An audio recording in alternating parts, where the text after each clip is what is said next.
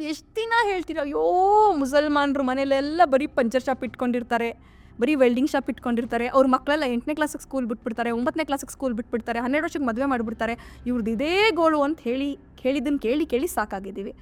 ನಾವು ನಿಮ್ಗೆ ಹೇಳೋದಿಷ್ಟೇ, ಯಾರೆಲ್ಲ ಹಿಂಗೆ ಅಂತೀರಲ್ಲ, ಹಿಂಗೆಲ್ಲ ಕಮೆಂಟ್ ಮಾಡ್ತೀರಲ್ಲ, ನಿಮಗೆ ನಮ್ಮ ರಿಕ್ವೆಸ್ಟ್ ಇಷ್ಟೇ. ಹೌದಪ್ಪ, ನಾವು ತುಂಬ ಹಿಂದೆ ಉಳಿದಿದ್ದೀವಿ, ನಾವು ಸ್ಲಮ್ಗಳಲ್ಲಿ ಬದುಕ್ತಿದ್ದೀವಿ, ನಮಗೆ ತಿನ್ನಕ್ಕೆ ಅನ್ನ ಇಲ್ಲ. ಎಸ್, ಕಷ್ಟ ಇದೆ, ಅದನ್ನು ವರದಿಗಳು ಕೂಡ ಹೇಳಿದ್ದಾವೆ. ಆ ಕಷ್ಟ ನೀಗ್ಸೋದಕ್ಕೆ ನೀವು ಇರುವಂಥ ಜಾಗದಲ್ಲೇ ಇರುವಂಥ ಸರ್ಕಾರಗಳಿಗೆ ಮನವಿ ಮಾಡಿ ನಮ್ಗೆ ಅವೆಲ್ಲವನ್ನ ಮೇಲ್ಮಟ್ಟಕ್ಕೆ ತರೋದಕ್ಕೆ ಏನೇನು ಮಾಡೋಕ್ಕೆ ಸಾಧ್ಯ ಇದೆ ಅವೆಲ್ಲ ಯೋಚನೆಗಳನ್ನು ಕೊಡಿ ಅಂತ ನೀವೆಲ್ಲರೂ ಕೇಳಿ. ನೆಕ್ಸ್ಟ್ ಮುಂದಿನ ಆಲೋಚನೆಗಳು, ಮುಂದಿನ ಮುಸ್ಲಿಂ ಕಮ್ಯುನಿಟಿಯ ಹೋರಾಟಗಳು, ನಾವು ಯಾವುದ್ರಲ್ಲಿ ನಿಲ್ಲಬೇಕು ಅನ್ನೋ ಒಂದು ಮೆಸೇಜ್. ನಮ್ಮ ಜನಸಂಖ್ಯೆಗೆ ಅನುಗುಣವಾಗಿ ನಮಗೆ ಮೀಸಲಾತಿಯನ್ನು ಕೊಡಬೇಕು ಅನ್ನೋದು ಇದ್ರ ಬಗ್ಗೆ ಚಿಂತನೆ ನಡೀತಾ ಇದೆ. ಶಿಕ್ಷಣ, ಸಂಘಟನೆ ಮತ್ತು ಹೋರಾಟ ನನ್ನ ಬಾಬಾ ಸಾಹೇಬರ ಹಾದಿಯಲ್ಲಿ ನಡೆಯೋಳಾಗಿರೋದ್ರಿಂದ ಹೇಳ್ತಾ ಇದ್ದೀನಿ. ನನ್ನ ಸಮುದಾಯಕ್ಕೆ ತುಂಬ ಇಂಪಾರ್ಟೆಂಟ್ ಆಗಿ ಬೇಕಾಗಿರುವಂಥದ್ದು ಶಿಕ್ಷಣ.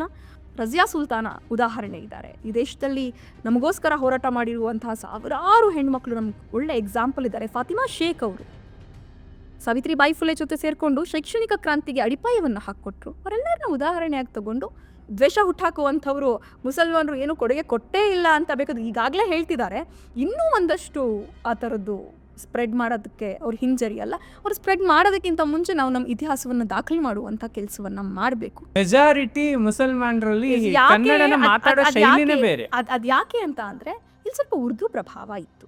ಇವತ್ತು ನಮ್ಮ ಆಡು ಭಾಷೆ, ಮನೆ ಭಾಷೆ ಉರ್ದು ಆಗಿದ್ರೂ ಕೂಡ ನಮ್ಮ ಮನಸ್ಸಿನ ಭಾಷೆ ಕನ್ನಡನೇ. ಕುವೆಂಪು ಹೇಳಿದಂಥ ಹಿಂದೂ, ಕ್ರೈಸ್ತ, ಮುಸಲ್ಮಾನ, ಪಾರಸಿಕ, ಜೈನರು ಧ್ಯಾನ ಅನ್ನುವಂಥ ಕಾನ್ಸೆಪ್ಟಲ್ಲಿ, ಅನ್ನುವಂಥ ಪರಿಕಲ್ಪನೆಯಲ್ಲಿ ನಂಬಿಕೆಯನ್ನು ಇಟ್ಕೊಂಡಿರುವಂಥವಳು ನಾನು. ನೆಕ್ಸ್ಟ್ ಅದೇ ಲೈನಲ್ಲಿ ನಿಲ್ಲುವಂಥವ್ರು ನಮ್ಮ ನಜ್ಮಾ ನಜೀರ್ ಚಿಕ್ಕನಹಳ್ಳಿ. ಸಾಹಿತಿ ಅಲ್ಲ, ಈಗೇನೋ ನನಗೆ ಮನಸ್ಸಿಗೆ ಅನ್ಸಿದ್ದನ್ನ ಬರೀತಿರ್ತೀನಿ, ಗೀಚ್ತಿರ್ತೀನಿ, ಅದನ್ನ ನಾನೇ ಪದ್ಯ ಅಂತ ಬೆಂತಟ್ಕೊಂಡು ಹಾಕ್ತಿರ್ತೀನಿ ಅಷ್ಟೇ. ಆಸಕ್ತಿಯಿಂದ ಸಾಹಿತ್ಯ, ಅಭಿವ್ಯಕ್ತಿತ್ವದಿಂದ ಪೊಲಿಟಿಕ್ಸ್, ಜೊತೆಗೆ ಹೋರಾಟ, ಎಲ್ಲವನ್ನೂ ಸರಿಯಾಗಿ ಸಮನಾಗಿ ತೂಗಿಸಿಕೊಂಡು ಜೀವನವನ್ನು ಕಟ್ಕೊಳ್ಳೋದ್ರಲ್ಲಿ ಮುಂದೆ ಇರುವಂತಹ ನಿಮಗೆ ಬಹಳ ಬಹಳ ಬಹಳ ಧನ್ಯವಾದಗಳು. Thank you so much. ಹೀಗೆ ಕಂಟಿನ್ಯೂ ಮಾಡಿ. ನೆಕ್ಸ್ಟ್ ಮುಂದಿನ ಆಲೋಚನೆಗಳು, ಮುಂದಿನ ಮುಸ್ಲಿಂ ಕಮ್ಯುನಿಟಿಯ ಹೋರಾಟಗಳು, ನಾವು ಯಾವುದ್ರಲ್ಲಿ ನಿಲ್ಲಬೇಕು ಅನ್ನೋ ಒಂದು ಮೆಸೇಜ್. ನನಗೆ ತುಂಬ ಜವಾಬ್ದಾರಿ ಇದೆ. ಯಾಕಂದರೆ ನಾನ್ ಪೊಲಿಟಿಕಲ್ ಬ್ಯಾಕ್ಗ್ರೌಂಡಿಂದ ಒಬ್ಬ ಹೆಣ್ಣು ಮಗಳಾಗಿ ಮೇ ಬಿ ಇಡೀ ಕರ್ನಾಟಕದಲ್ಲಿ ಮುಸ್ಲಿಂ ಹೆಣ್ಮಕ್ಳನ್ನ ವೇದಿಕೆ ಮೇಲೆ ನಿಲ್ಲಿಸಿ ನಮ್ಮ ಕಮ್ಯುನಿಟಿ ಚಪ್ಪಾಳೆ ತಟ್ಟಿದೆ, ತುಂಬ ಹುರಿದುಂಬಿಸಿದೆ. ಅದು ನನಗೆ ತುಂಬ ಜವಾಬ್ದಾರಿಯನ್ನು ಕೂಡ ನನ್ನ ಹೆಗ್ಲು ಮೇಲೆ ಹೊರಿಸಿದೆ. ಅಷ್ಟೇ ಜವಾಬ್ದಾರಿಯುತವಾಗಿ ನನ್ನ ಪ್ರತಿ ಹೆಜ್ಜೆಗಳನ್ನು ಇಡಬೇಕು. ಮುಂದೆ ನಮ್ಮ ಹೋರಾಟ ಇದೆ. ನಮ್ಮ ಜನಸಂಖ್ಯೆಗೆ ಅನುಗುಣವಾಗಿ ನಮಗೆ ಮೀಸಲಾತಿಯನ್ನು ಕೊಡಬೇಕು ಅನ್ನೋದು ಇದ್ರ ಬಗ್ಗೆ ಚಿಂತನೆ ನಡೀತಾ ಇದೆ. ನಮಗಿರೋದಿಷ್ಟೇ, ಪೊಲಿಟಿಕಲಿ, ಸೋಷಿಯಲಿ, ಎಜುಕೇಷನಲಿ, ಸ್ಪೆಷಲಿ ಶೈಕ್ಷಣಿಕವಾಗಿ ನಮಗೊಂದು ಮೀಸಲಾತಿಯನ್ನು ಕೊಡಿ, ಹೆಚ್ಚಳ ಮಾಡಿ. ನೀವು ಎಷ್ಟು ದಿನ ಹೇಳ್ತೀರಾ, ಅಯ್ಯೋ ಮುಸಲ್ಮಾನರು ಮನೇಲೆಲ್ಲ ಬರೀ ಪಂಚರ್ ಶಾಪ್ ಇಟ್ಕೊಂಡಿರ್ತಾರೆ, ಬರೀ ವೆಲ್ಡಿಂಗ್ ಶಾಪ್ ಇಟ್ಕೊಂಡಿರ್ತಾರೆ, ಅವ್ರ ಮಕ್ಕಳೆಲ್ಲ 8ನೇ ಕ್ಲಾಸಿಗೆ ಸ್ಕೂಲ್ ಬಿಟ್ಬಿಡ್ತಾರೆ, 9ನೇ ಕ್ಲಾಸಿಗೆ ಸ್ಕೂಲ್ ಬಿಟ್ಬಿಡ್ತಾರೆ, 12 ವರ್ಷಕ್ಕೆ ಮದುವೆ ಮಾಡಿಬಿಡ್ತಾರೆ, ಇವ್ರದ್ದು ಇದೇ ಗೋಳು ಅಂತ ಹೇಳಿದ್ದನ್ನು ಕೇಳಿ ಸಾಕಾಗಿದ್ದೀವಿ. ನಾವು ನಿಮ್ಗೆ ಹೇಳೋದಿಷ್ಟೇ, ಯಾರೆಲ್ಲ ಹಿಂಗೆ ಅಂತೀರಲ್ಲ, ಹಿಂಗೆಲ್ಲ ಕಮೆಂಟ್ ಮಾಡ್ತೀರಲ್ಲ, ನಿಮಗೆ ನಮ್ಮ ರಿಕ್ವೆಸ್ಟ್ ಇಷ್ಟೇ. ಹೌದಪ್ಪ, ನಾವು ತುಂಬ ಹಿಂದೆ ಉಳಿದಿದ್ದೀವಿ, ನಾವು ಸ್ಲಮ್ಗಳಲ್ಲಿ ಬದುಕ್ತಿದ್ದೀವಿ, ನಮಗೆ ತಿನ್ನಕ್ಕೆ ಅನ್ನ ಇಲ್ಲ. ಎಸ್, ಕಷ್ಟ ಇದೆ, ಅದನ್ನು ವರದಿಗಳು ಕೂಡ ಹೇಳಿದ್ದಾವೆ. ಆ ಕಷ್ಟ ನೀಗ್ಸೋದಕ್ಕೆ ನೀವು ಇರುವಂಥ ಜಾಗದಲ್ಲೇ ಇರುವಂಥ ಸರ್ಕಾರಗಳಿಗೆ ಮನವಿ ಮಾಡಿ ನಮ್ಗೆ ಅವೆಲ್ಲವನ್ನ ಮೇಲ್ಮಟ್ಟಕ್ಕೆ ತರೋದಕ್ಕೆ ಏನೇನು ಮಾಡೋಕ್ಕೆ ಸಾಧ್ಯ ಇದೆ ಅವೆಲ್ಲ ಯೋಚನೆಗಳನ್ನು ಕೊಡಿ ಅಂತ ನೀವೆಲ್ಲರೂ ಕೇಳಿ. ಒಂದಷ್ಟು ಜನ ನನ್ನ ಫ್ರೆಂಡ್ಸ್ಗಳಿದ್ದಾರೆ, ಅಂದರೆ ಐಡಿಯಾಲಜಿಕಲಿ ಅಪೋಸ್ ಇರುವಂಥ ಸ್ನೇಹಿತರುಗಳು, ಹುಡುಗರು, ಹುಡುಗಿಯರು, ಇವ್ರುಗಳೆಲ್ಲ ಏನು ಮಾಡ್ತಾರೆ ಅಂದರೆ ಈ ಹಿಂದೂ ಮಹಾಸಭದ್ದು ಇದರಲ್ಲಿ ಪ್ರೋಗ್ರಾಮಲ್ಲಿ ನಿಂತ್ಕೊಂಡ್ಬಿಟ್ಟು, ಅಥವಾ ಬೇರೆ ಇನ್ಯಾವುದೋ ಒಂದು ಹಿಂದೂಗಳ ಪ್ರೋಗ್ರಾಮಲ್ಲಿ ನಿಂತ್ಕೊಂಡ್ಬಿಟ್ಟು ಮುಸಲ್ಮಾನರು ಹಂಗೆ ಮಾಡ್ತಾರೆ, ಮುಸಲ್ಮಾನರು ಹಿಂಗೆ ಮಾಡ್ತಾರೆ, ಮುಸಲ್ಮಾನರು ಹಿಂಗಿದ್ದಾರೆ, ಹಂಗಿದ್ದಾರೆ ಅಂತ ಹೇಳ್ತಾರೆ. ಹೌದಪ್ಪ, ಮುಸಲ್ಮಾನರಿಗೆ ಇಷ್ಟು ಕಷ್ಟ ಇದೆ, ಸೊ ನೀವೆಲ್ಲ ಏನು ಮಾಡಬೇಕು? ನೀವೆಲ್ಲ ಮುಸಲ್ಮಾನರು ಒಳಿತಿಗೋಸ್ಕರ ಏನೇನು ಬೇಕು ಅನ್ನೋದನ್ನು ಕೇಳಬೇಕು. ಮುಸಲ್ಮಾನರನ್ನ ಪಂಚಶಾಪಿಂದ ಎದೇಳಿಸಿ ಅವರನ್ನು ಇಂಜಿನಿಯರ್ಗಳನ್ನ ಮಾಡೋದಕ್ಕೆ, ಡಾಕ್ಟರ್ಗಳನ್ನ ಮಾಡೋದಕ್ಕೆ ಏನು ಮಾಡಬೇಕು ಅದನ್ನು ಮಾಡಬೇಕು. ನಾನು ಎಲ್ಲರ ಹತ್ರ ಕೇಳ್ಕೊಳ್ಳೋದಿಷ್ಟೇ, ಮುಸಲ್ಮಾನರ ಬಗ್ಗೆ ಸುಮ್ಮನೆ ಮುಸ್ಲೆ ಕಣ್ಣೀರು ಸುರಿಸ್ಬೇಡಿ, ಎಸ್ಪೆಷಲಿ ಮುಸಲ್ಮಾನ ಹೆಣ್ಮಕ್ಳ ಬಗ್ಗೆ ಮುಸ್ಲೆ ಕಣ್ಣೀರು ಸುರಿಸ್ಬೇಡಿ. ಈಗ ಮೋದಿ ಅವರು ನನಗೆ ಮುಸ್ಲಿಂ ಹೆಣ್ಣು ಮಕ್ಳ ಬಗ್ಗೆ ವಿಶೇಷವಾದ ಕಾಳಜಿ ಇದೆ ಅಂತಾರೆ. ಸ್ವಾಮಿ, ವಿಶೇಷವಾದ ಕಾಳಜಿ ಇದ್ದರೆ ಅದ್ರ ಜೊತೆಗೆ ನಮ್ಮ ಕರ್ನಾಟಕದಲ್ಲಿರುವಂಥ ಒಂದಷ್ಟು ಮಾಜಿ ಮಿನಿಸ್ಟ್ರುಗಳು, ಸಿಟ್ಟಿಂಗ್ MLA ಗಳು ಕೂಡ ತಾಳ ಮೇಳ ಸೇರಿಸ್ತಿರ್ತಾರೆ, MP ಗಳು ಕೂಡ. ಅಂಥವ್ರಿಗೆಲ್ಲ ನನ್ನ ರಿಕ್ವೆಸ್ಟು, ಈಗ ಹೆಂಗೋ 33% ರಿಸರ್ವೇಷನ್ ಕೊಡ್ತೀವಿ ಅಂತ ಹೇಳ್ತಿದ್ದೀರಾ ಹೆಣ್ಣು ಮಕ್ಕಳಿಗೆ. ಆ 33% ರಿಸರ್ವೇಷನಲ್ಲಿ ದಯವಿಟ್ಟು ಮುಸ್ಲಿಂ ಮಹಿಳೆಯರಿಗೆ ಒಂದು ವಿಶೇಷವಾದ ಮೀಸಲಾತಿ ಕೊಟ್ಬಿಡಿ, ನಿಮ್ಮನ್ನು ನೆನ್ಪಿಡೋಣ. ಸೊ ನೆಕ್ಸ್ಟ್ ಒಂದಷ್ಟು ಚೌಕಟ್ಟಿನಲ್ಲಿ ಹೇಗೆ ಈ ನೆಲವನ್ನು ಸೌಹಾರ್ದತೆಯನ್ನು ಕಾಪಾಡ್ಕೊಂಡು ಹೋಗಬೇಕು, ಅದಕ್ಕೆ ಏನೇನು ಕೆಲಸಗಳು ಮಾಡಬೇಕು ಅನ್ನೋ ಚಿಂತನೆ ಇದೆ. ಜೊತೆಗೆ ಹೇಗೆ ಅಡಿಪಾಯ ಆಗ್ತೀರಾ ಮುಂದಿನ ಭವಿಷ್ಯ ನಿಮ್ಮ ಮುಸಲ್ಮಾನ್ ಸಮುದಾಯದಲ್ಲಿ? ಈಗ ನಾನು ನೋಡ್ತಿರೋ ಮಟ್ಟಿಗೆ ಒಬ್ಳು ಹೆಣ್ಣು ಮಗಳು ಪಾಲಿಟಿಕ್ಸಲ್ಲಿ ಕಂಪ್ಲೀಟ್ ಫುಲ್ ಟೈಮ್ ಆ್ಯಕ್ಟಿವ್ ಆಗಿದ್ದಾರೆ. ಮುಂದಿನ ಮುಸಲ್ಮಾನರ ಸಮುದಾಯದ ಒಂದು ಧ್ವನಿಯಾಗಿ ಭವಿಷ್ಯದ ನಿರ್ಧಾರವನ್ನು ಹೇಗೆ ನೀವು ಪ್ರಜ್ವಲಗೊಳಿಸಬೇಕು ಅಂತ ಹೇಳಿ ನಿರ್ಧಾರಗಳನ್ನ ತೆಗೆದುಕೊಳ್ತೀರಿ? ಹೇಗೆ ಸಂಘಟನೆ ಮಾಡ್ತೀರಿ? ಬಾಬಾ ಸಾಹೇಬ್ ಅಂಬೇಡ್ಕರ್ ಹೇಳ್ತಾರೆ, ಶಿಕ್ಷಣ, ಸಂಘಟನೆ ಮತ್ತು ಹೋರಾಟ. ನಾನು ಬಾಬಾ ಸಾಹೇಬರ ಹಾದಿಯಲ್ಲಿ ನಡೆಯೋಳಾಗಿರೋದ್ರಿಂದ ಹೇಳ್ತಾ ಇದ್ದೀನಿ. ನನ್ನ ಸಮುದಾಯಕ್ಕೆ ತುಂಬ ಇಂಪಾರ್ಟೆಂಟ್ ಆಗಿ ಬೇಕಾಗಿರುವಂಥದ್ದು ಶಿಕ್ಷಣ. ಆ ಶಿಕ್ಷಣದ ಕಡೆಗೆ ಹೆಚ್ಚೆಚ್ಚು ಒಲವು ಕೊಡೋ ಹಾಗೆ ನನ್ನ ಕಮ್ಯುನಿಟಿಯನ್ನು ನಾನು ಎಲ್ಲ ಕಡೆ ಹೋದಾಗಲೂ, ಎಲ್ಲ ಮಾತುಗಳಲ್ಲೂ, ಎಲ್ಲ ಇಂಟ್ರಾಕ್ಷನ್ಸ್ಗಳಲ್ಲೂ ಶಿಕ್ಷಣದ ಮಹತ್ವವನ್ನು ಹೇಳ್ತಾ ಬರ್ತಿದ್ದೀನಿ. ಸೊ ಶಿಕ್ಷಣಕ್ಕೆ ಹೆಚ್ಚು ಒತ್ತು ಕೊಡಬೇಕು. ಶಿಕ್ಷಣಕ್ಕೆ ಒತ್ತು ಕೊಟ್ಟಾಗ ಸರಿ ತಪ್ಪುಗಳ ಅರಿವಾದಾಗ ಸಂಘಟನೆ ಆಗೇ ಆಗುತ್ತೆ. ಇದನ್ನು ಮಾಡೋದಕ್ಕೆ ನಾವಿದ್ದೀವಿ. ಅದಾದ ನಂತರ ಹೋರಾಟ ಮಾಡೋದಕ್ಕೆ ಅವ್ರು ಬಂದೇ ಬರ್ತಾರೆ. ಸೊ ಶಿಕ್ಷಣಕ್ಕೆ ಫಸ್ಟ್ ಇಂಪಾರ್ಟೆನ್ಸ್ ಕೊಡಬೇಕು. ಆ ನಿಟ್ಟಿನಲ್ಲಿ ಎಷ್ಟು ಜಾಗೃತಿಯನ್ನು ಮೂಡಿಸೋದಕ್ಕೆ ಸಾಧ್ಯ ಇದೆ, ಅದು ವಿಶೇಷವಾಗಿ ಮಹಿಳೆಯರ ಶಿಕ್ಷಣ. ಇಸ್ಲಾಂನಲ್ಲೂ ಕೂಡ ಮಹಿಳೆಯರ ಶಿಕ್ಷಣಕ್ಕೆ ವಿಶೇಷವಾದಂಥ ಒಂದು ಇಂಪಾರ್ಟೆನ್ಸ್ ಇದೆ. ಅಂದರೆ ಜನ ಎಲ್ಲ ಕಡೆ ಇರುವಂಥ ಪುರೋಹಿತಶಾಹಿಗಳು ಹೆಣ್ಮಕ್ಳನ್ನ ಎಲ್ಲ ಕಮ್ಯುನಿಟಿಯಲ್ಲೂ ತುಳಿದ ಹಾಗೆ ಈ ಕಮ್ಯುನಿಟಿನಲ್ಲೂ ಹಾಗೆ ಆಗ್ತಾ ಬರ್ತಿದೆ. ಅದನ್ನು ಬ್ರೇಕ್ ಮಾಡಿ ಬಿಬಿ ಖದೀಜಾ ರಜಿಯಲ್ಲಾಹು ಅನ್ಹಾ ಪ್ರವಾದಿಯವರ ಧರ್ಮಪತ್ನಿ ಅವ್ರು ಇದ್ದಂಥ ಸಂದರ್ಭದಲ್ಲಿ ಅವ್ರು ಎಕ್ಸ್ಪೋರ್ಟ್ ಇಂಪೋರ್ಟ್ನ ಬಿಸ್ನೆಸ್ ಮಾಡ್ತಾ ಇದ್ರು. ಅಂದರೆ ಆ ಕಾಲದಲ್ಲೇ ಎಕ್ಸ್ಪೋರ್ಟ್ ಇಂಪೋರ್ಟ್ನ ಬಿಸ್ನೆಸ್ ಮಾಡ್ತಾ ಇದ್ರು. ಇವತ್ತಿನ ಕಾಲದಲ್ಲಿ ನಾವು ಯಾಕೆ ಹೆಣ್ಮಕ್ಳನ್ನ ಕರ್ವ್ ಮಾಡಬೇಕು? ರಜಿಯಾ ಸುಲ್ತಾನ ಉದಾಹರಣೆ ಇದ್ದಾರೆ. ಈ ದೇಶದಲ್ಲಿ ನಮಗೋಸ್ಕರ ಹೋರಾಟ ಮಾಡಿರುವಂತಹ ಸಾವಿರಾರು ಹೆಣ್ಮಕ್ಳು ನಮ್ಗೆ ಒಳ್ಳೆ ಎಕ್ಸಾಂಪಲ್ ಇದ್ದಾರೆ. ಫಾತಿಮಾ ಶೇಖ್ ಅವರು ಸಾವಿತ್ರಿಬಾಯಿ ಫುಲೆ ಜೊತೆ ಸೇರಿಕೊಂಡು ಶೈಕ್ಷಣಿಕ ಕ್ರಾಂತಿಗೆ ಅಡಿಪಾಯವನ್ನು ಹಾಕ್ಕೊಟ್ರು. ಅವರೆಲ್ಲರನ್ನ ಉದಾಹರಣೆಯಾಗಿ ತಗೊಂಡು ನಾವು ಹೆಣ್ಮಕ್ಳನ್ನ ಓದಿಸೋಣ. ನಮ್ಮನೆ ಹೆಣ್ಮಕ್ಳು ಓದಿದ್ರೆ ನೆಕ್ಸ್ಟ್ ನಮ್ಮ ಸಂತತಿಗಳಿಗೆ, ನಮ್ಮ ಜನ್ರೇಷನ್ಗಳಿಗೆ ಓದೋದನ್ನು, ಬರಹವನ್ನು, ಜ್ಞಾನವಂತರಾಗೋದನ್ನು ಕಲಿಸ್ತಾರೆ. ಸೊ ಎಜುಕೇಷನ್ಗೆ ತುಂಬ ಇಂಪಾರ್ಟೆನ್ಸ್ ಕೊಡಿ ಅನ್ನೋದು ನನ್ನ ಏಮು.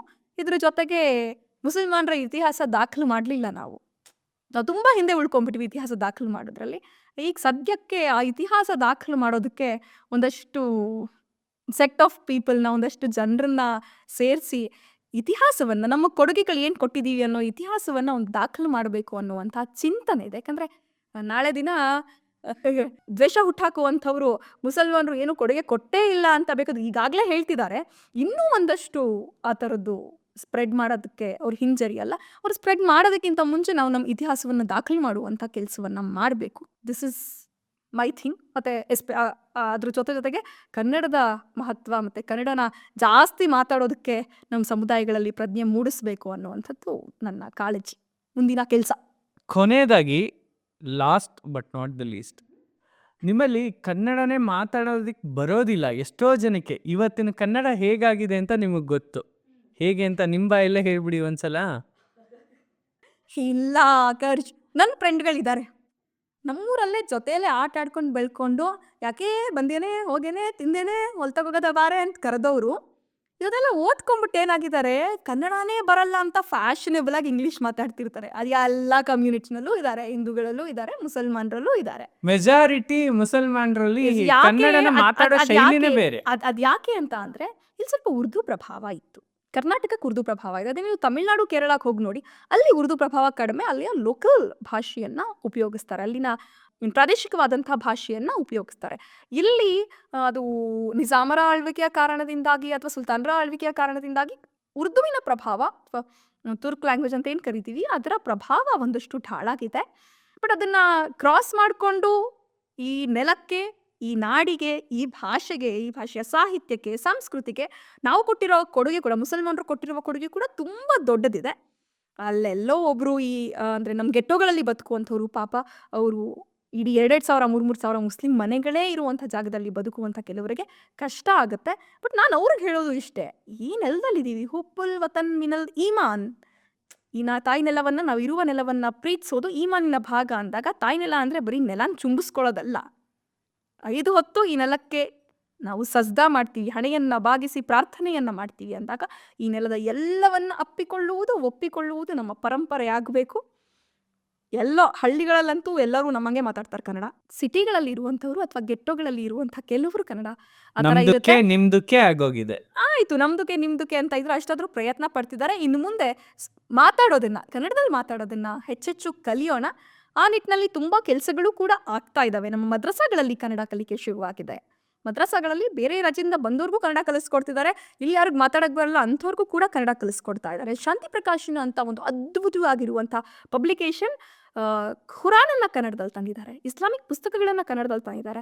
ಕನ್ನಡದಲ್ಲಿ ಪ್ರಭಾಷಣಗಳನ್ನು ಕನ್ನಡದಲ್ಲಿ ಮಸೀದಿಯಲ್ಲಿ ನಾವೇನು ಭಾಷಣಗಳು ಮಾಡ್ತೀವಿ, ಬಯಾನ್ ಮಾಡ್ತೀವಿ, ಅದನ್ನು ಕನ್ನಡದಲ್ಲಿ ಮಾಡುವಂಥ ಕೆಲಸ ಕೂಡ ಆಗ್ತಾ ಇದೆ. ಸೊ ಕನ್ನಡ ಕಟ್ಟುವಂಥ ಕೆಲಸ ಆಗ್ತದೆ. ಇವತ್ತು ಸೋಷಿಯಲ್ ಮೀಡಿಯಾ ಓಪನ್ ಮಾಡಿ ನೋಡಿದ್ರೆ ಅತಿ ಹೆಚ್ಚು ಕನ್ನಡ ಸಾಹಿತ್ಯಕ್ಕೆ ಕೊಡುಗೆಯನ್ನು ಕೊಡ್ತಾ ಇರುವಂಥ ಹುಡುಗ ಹುಡುಗಿಯರು ಮುಸಲ್ಮಾನ್ ಹುಡುಗ ಹುಡುಗಿಯರೇ.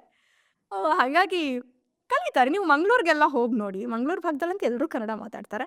ಇವತ್ತು ನಮ್ಮ ಆಡು ಭಾಷೆ ಮನೆ ಭಾಷೆ ಉರ್ದು ಆಗಿದ್ರೂ ಕೂಡ ನಮ್ಮ ಮನಸ್ಸಿನ ಭಾಷೆ ಕನ್ನಡನೇ. ಇತ್ತೀಚೆಗಷ್ಟೇ ಒಂದು ಬಹಳ ದೊಡ್ಡ ಚರ್ಚೆ ಹುಟ್ಟಾಕ್ತು ಶಾಲೆಗಳಲ್ಲಿ. ಹೆಣ್ಣುಮಕ್ಳು ನಕಾಬ್ ಹಾಕೋದು, ಹಿಜಾಬ್ ಹಾಕೋದು, ಹಾಕಬಾರ್ದು, ಕಟ್ಟಬಾರ್ದು, ನಾವು ಶಾಲ್ ಹಾಕೊಂಡು ಬರ್ತೀವಿ ಅಂತ ಮೂಟೆಗಟ್ಟಲೆ ಶಾಲ್ಗಳು ಹೋಯ್ತು. ಶಾಲೆಗಳಲ್ಲಿ ಹಾಕೊಂಡು ಬರೋದಕ್ಕೆ ಶುರು ಮಾಡಿದ್ರು. ಏನು ಈ ವಾತಾವರಣ ಶಾಲೆಗಳಿಂದನೇ ಈ ರೀತಿ ಸೃಷ್ಟಿ ಆಗ್ತಾ ಹೋದ್ರೆ ಅದು ನಾನು ಹೇಳ್ತೀನಿ, ನೀವು ದಶಕಗಳಿಂದ ಹಾಕೊಂಡು ಬರ್ತಿದ್ದೀರಿ, ಉಪಯೋಗಿಸ್ತಾ ಇದ್ದೀರಿ, ವಿ ಎಕ್ಸೆಪ್ಟೆಡ್, ಸಮಾಜ ಸೊಸೈಟಿ ಎಕ್ಸೆಪ್ಟ್ ಮಾಡಿದೆ. I not blaming. ನೀವು ಹಾಕೋದು ತಪ್ಪು ಅಥವಾ ಹಾಕಬಾರ್ದು ಅಂತ ಹೇಳೋದಕ್ಕೆ ನಾವು ಯಾರೂ ಅಲ್ಲ. ನಿಮ್ಮ ಧರ್ಮ, ನಿಮ್ಮ ತತ್ವ ಸಿದ್ಧಾಂತ, ನಿಮ್ಮ ಧಾರ್ಮಿಕತೆ ಅದು ಒಪ್ತೀನಿ. ಆದರೆ ಸಮಾಜದಲ್ಲಿ ನಾವೆಲ್ಲರೂ ಕೂಡ ಒಂದೇ. ನಾವೆಲ್ಲರೂ ಸೆಕ್ಯುಲರಿಸಮ್ ಬಗ್ಗೆ ಮಾತಾಡ್ತೀವಿ, ನಾವೆಲ್ಲರೂ ಜಾತ್ಯತೀತತೆ ಬಗ್ಗೆ ಮಾತಾಡ್ತೀವಿ. ಎಲ್ಲವನ್ನ ಬದಿಗೊತ್ತಿ ನೀವು ನಿಮ್ಮದೇ ಆದ ಧಾರ್ಮಿಕತೆಯನ್ನು ಶಾಲೆಯಲ್ಲೂ ಕೂಡ ತರ್ತೀರಿ ನಿಮ್ಮ ಧರ್ಮದಲ್ಲಿ. ಸೆಕ್ಯುಲರಿಸಮ್ ಅಂದರೆ ಯೂನಿಫಾರ್ಮಿಟಿ ಅಲ್ಲ. ಬಹುತ್ವ ಅಂದರೆ ನಾನು ಈಗಾಗಲೇ ಒತ್ತಿ ಒತ್ತಿ ಒತ್ತಿ ಹೇಳಿರೋ ಹಾಗೆ ಬಹುತ್ವ ಅಂದರೆ ಎಲ್ಲ ಪರಂಪರೆಗಳನ್ನು ಎಲ್ಲ ಕಲ್ಚರ್ಗಳನ್ನು ಫಾಲೋ ಮಾಡೋದು. ಈಗ ನಾವು ನಮ್ಮ ಸ್ಕೂಲಲ್ಲಿ ಪ್ರತಿ ಶುಕ್ರವಾರ ಶಾರದಾ ಪೂಜೆ ಮಾಡ್ತಿದ್ರು. ನನ್ನ ಈ ವಿಡಿಯೋನ ನೋಡ್ತಾ ಇರುವಂಥ ನನ್ನ ಕ್ಲಾಸ್ಮೇಟ್ಗಳಿಗೆ ಅದು ಚೆನ್ನಾಗಿ ನೆನಪಾಗಿರುತ್ತೆ. ನಮ್ಮಮ್ಮ ಶಾರದೆ ಉಮಾ ಮಹೇಶ್ವರಿ, ನಮ್ಮ ಶಾರದೆ ಉಮಾ ಮಹೇಶ್ವರಿ ಅಂತ ಶಾರದೆಯ ಗೀತೆಯನ್ನು ಸ್ಕೂಲಲ್ಲಿ ಕಾಲೇಜಲ್ಲಿ ಹಾಡ್ತಾ ಇದ್ದಿದ್ದು ಇದೇ ನಜ್ಮಾ ನಜೀರ್. ಪೂಜೆ ಆದಮೇಲೆ ಎಲ್ಲ ಮಂಗಳಾರತಿಗೆ ತಟ್ಟೆ ಕೊಟ್ಟರೆ ಇಡೀ ಮಂಗಳಾರತಿ ತಟ್ಟೆಯನ್ನು ಹಿಡ್ಕೊಂಡು ಹೋಗಿ ಎಲ್ರಿಗೂ ಮಂಗಳಾರತಿ ಮಾಡಿಸಿ ಪ್ರಸಾದನ ಮಾಡ್ತಾ ಇದ್ದಾರೋ ಅಂದರೆ ನಮ್ಮ ಕ್ಲಾಸಲ್ಲಿ ಇದ್ದಿದ್ದು ಮುಸ್ಲಿಂ ಹುಡುಗರು, ನಮ್ಮ ಜೂನಿಯರ್ ಮುಸ್ಲಿಂ ಹುಡುಗರೆಲ್ಲ ಸೇರಿ ಪ್ರಸಾದ ಮಾಡಿ ಎಲ್ರಿಗೂ ಹಂಚಿ ತಿಂತಾ ಇದ್ವಿ. ಇದೆಲ್ಲ ಶಾಲೆಗಳಲ್ಲೂ ನಡೆಯುವಂಥ ಪರಿಪಾಠ. ಸೊ ಇಂತಹ ಒಂದು ಕಲ್ಚರನ್ನು ಎಂಜಾಯ್ ಮಾಡ್ತಾ ನಾವು ಶಾಲೆಗಳಲ್ಲಿ ಬರ್ತಾ ಇಲ್ವಾ? ಅದು ಬೇರೆ ಕಲ್ಚರು, ಅದನ್ನ ಯಾಕೆ ಎಂಜಾಯ್ ಮಾಡಬಾರ್ದು, ನೀವು ಯಾಕೆ ಸೆಲೆಬ್ರೇಟ್ ಮಾಡ್ಬೇಕಂತ ಯಾವತ್ತಾದ್ರೂ ಕೇಳ್ತಾ ಇದ್ದೀವಾ? ಎಲ್ಲ ಅಲ್ಲ. ನಮ್ಮ ಫ್ರೆಂಡ್ಸ್ಗಳು ಬಿಂದಿ ಇಟ್ಕೊಂಡು ಬಂದರೆ ಅವ್ರ ಬಿಂದಿಗಳನ್ನೇ ನಾವು ನೋಡ್ತಾ ಇರ್ತಿದ್ವಿ. ಕುಂಕುಮ ಇಟ್ಕೊಂಡು ಬಂದರೆ ಎಷ್ಟು ಚೆನ್ನಾಗಿ ಒಂಚೂರು ಆಚೆ ಈಚೆ ಆಗ್ದಂಗೆ ಕುಂಕುಮ ಇಟ್ಕೊಂಡ್ಬರ್ತಾಳೆ, ಗಂಧ ಇಟ್ಕೊಂಡ್ಬರ್ತಾಳೆ ಅಂತ ಖುಷಿ ಪಡ್ತಿದ್ವಿ. ಹಾಗೆ ಹಿಜಾಬನ್ನು ಕೂಡ ಮೊನ್ನೆ 2021-22 ತನಕವೂ ಇಡೀ ದೇಶದ ಎಲ್ಲ ಜನರು ಕೂಡ ಒಪ್ಕೊಂಡಿದ್ರು ಆ್ಯಸ್ ಅ ಕಲ್ಚರ್. ಈ ಕಿಡಿಗೇಡಿಗಳಿಗೆ ಸುಮ್ಮನೆ ಇರೋಕ್ಕಾಗಲ್ಲ. ಈ ಕಿಡಿಗೇಡಿಗಳು ಏನಾದರೂ ಒಂದು ಹುಟ್ಟಾಗ್ತಾ ಇರಬೇಕು. ಆ ಕಾರಣಕ್ಕೋಸ್ಕರ ಈ ಹಿಜಾಬು ಅದು ಇದು ಅಂತ ಗಲಾಟೆ. ಅಲ್ಲಿವರೆಗೆ ಸ್ವತಂತ್ರ ನಂತರ 1947 2022 ತನಕ ಸಮಸ್ಯೆ ಇಲ್ಲದೆ ಇದ್ದಿದ್ದು 2021-22-23 ಟೈಮಲ್ಲಿ ಎಲೆಕ್ಷನ್ ಟೈಮಲ್ಲಿ ಯಾಕಿದ್ದು ಬರುತ್ತೆ ಅಂದರೆ ಅವರಿಗೆ BJP ಅವ್ರಿಗೆ ಆಗ ಏನು ಅಜೆಂಡಾ ಇರಲಿಲ್ಲ, ಏನು ಸಾಧನೆ ಮಾಡಿರಲಿಲ್ಲ. PCM ಮಾಡಿದ್ರು 40% ಏನೇನೋ ತಗೊಂಬಂದಿದ್ರು. ಆ ಟೈಮಲ್ಲಿ ಒಂದು ಇಶ್ಯೂ ಬೇಕಾಗಿತ್ತು. ಆ ಕಾರಣಕ್ಕೋಸ್ಕರ ಹಿಜಾಬನ್ನು ತಗೊಂಡ್ರು. ಹಿಜಾಬ್ ನಾವು ಪ್ರತಿದಿನ ಹಾಕ್ತೀವಿ. ಹಿಜಾಬ್ ನಾವು ಪ್ರತಿದಿನ ನಮ್ಮ ಮಕ್ಕಳು ಹಾಕೊಂಡು ಬರ್ತಾರೆ. ಶಾಲ್ ಎಷ್ಟು ದಿನ ಹಾಕೊಂಡು ಬರ್ತಾರೆ? ಸರಿ, ಅದು ಕೂಡ ರಾಜಕೀಯ ಪ್ರೇರಿತನಾ? ಅಫ್ಕೋರ್ಸ್ ರಾಜಕೀಯ ಪ್ರೇರಿತ. ಮುಂಚೆಯಿಂದನೂ ಕಲ್ಚರ್ ಫಾಲೋಡ್ ಇದೆ ಅಲ್ವಾ? ಎಲ್ಲಿವರೆಗೂ ನೀವು ಇಲ್ಲಿ ನಿಮ್ಮ ನೋಡಿ, ಕಮ್ಯುನಿಟಿನ ಪ್ರತಿನಿಧಿಸೋದಕ್ಕೆ ಎಲ್ಲವನ್ನೂ ರಾಜಕೀಯಮಯವಾಗಿ ಮಾಡ್ತೀರಾ ಅಂತ? ನೋಡಿ ನೀವೇ ಹೇಳ್ತೀರಾ ಇದೇ BJPಯ MP ಹೇಳ್ತಾರೆ ಅಥವಾ ಇದೇ ನಮ್ಮ ದೇಶದ ಪ್ರಧಾನಮಂತ್ರಿಗಳು ಹೇಳ್ತಾರೆ ಮುಸಲ್ಮಾನ ಹೆಣ್ಣು ಮಕ್ಕಳು ಶೈಕ್ಷಣಿಕವಾಗಿ ಹಿಂದೆ ಉಳಿದಿದ್ದಾರೆ ಅಂತ. ಸರ್ವ ಶಿಕ್ಷಣ ಅಭಿಯಾನ ಹೇಳುತ್ತೆ ಯಾವ ಮಗು ಹೇಗಾದ್ರೂ ಬರಲಿ, ಚಪ್ಪಲಿ ಹಾಕ್ಕೊಂಡಾದ್ರೂ ಬರಲಿ, ಹಾಕ್ಕೊಳ್ದೆ ಆದ್ರೂ ಬರಲಿ, ಯೂನಿಫಾರ್ಮ್ ಹಾಕ್ಕೊಂಡಾದ್ರೂ ಬರಲಿ, ಹಾಕ್ಕೊಳ್ದೆ ಆದ್ರೂ ಬರಲಿ, ಆ ಮಗುವಿಗೆ ಶಿಕ್ಷಣವನ್ನು ಪಡೆಯುವಂಥ ಹಕ್ಕು ಇದೆ ಅಂತ ಸರ್ವ ಶಿಕ್ಷಣ ಅಭಿಯಾನ ಹೇಳುತ್ತೆ. ಅಥವಾ ಎಜುಕೇಷನ್ ಪಾಲಿಸಿಗಳು, ದೇಶದ ಎಜುಕೇಷನ್ ಪಾಲಿಸಿಗಳು ಹೇಳುತ್ತೆ ಎಲ್ಲರಿಗೂ ಶಿಕ್ಷಣದ ಹಕ್ಕಿದೆ ಅಂತ. ಈ 1.5 ಮೀಟ್ರ್ ಬಟ್ಟೆ ಶಿಕ್ಷಣ ಕಿತ್ಕೊಬಿಡುತ್ತೆ ಅಂತ ಅಂದರೆ ಎಸ್, ಒಂದು ಟ್ರುತನ್ನು ಅಕ್ಸೆಪ್ಟ್ ಮಾಡ್ಕೊಳ್ಳೇಬೇಕು. ಸಂಕುಚಿತ ಮನೋಭಾವನೆಗಳು ಇದ್ದೇ ಇದೆ. ಎಲ್ಲ ಧರ್ಮಗಳಲ್ಲೂ ಸಂಕುಚಿತ ಮನೋಭಾವನೆ ಇತ್ತು.